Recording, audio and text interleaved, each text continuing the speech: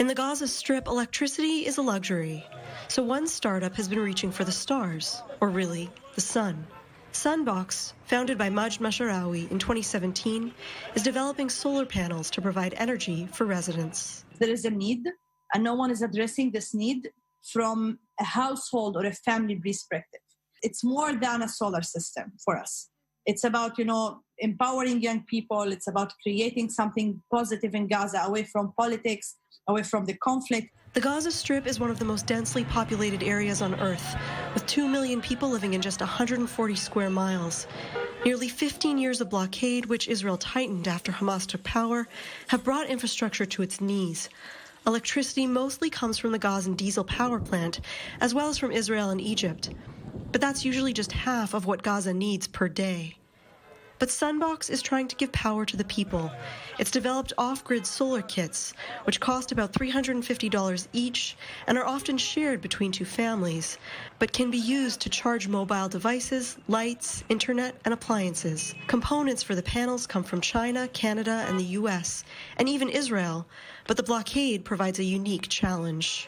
It really depends on the political situation. So sometimes we got shipments. It was stuck in Ashdod port just because the border is closed. One time we shipped batteries and it was stuck there for one of these reasons, and the batteries' life really, decreased. So we had to sell them with a cheaper prices and we lost money. Now with Gazans being under lockdown because of the COVID-19 crisis, Sunbox is trying to provide a whole new set of answers to a whole new set of problems. The other target is to install solar systems for patients during coronavirus, because the hospitals are closed and sent everyone home.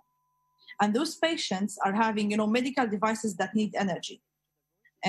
So we had a contract from one of the organizations here to install for a small group of them, for 20 families, but now we're trying to scale up the work. So that's what we do. We don't do just the small things, we look for the infrastructure. As Majd is sure that periods of darkness can be ignited by innovation. During the coronavirus crisis in Gaza, I saw so many of my friends, inventing small devices, ventilators, 3D printing shields. They were like super smart.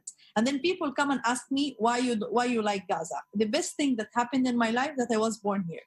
Now Sunbox is setting its sights higher.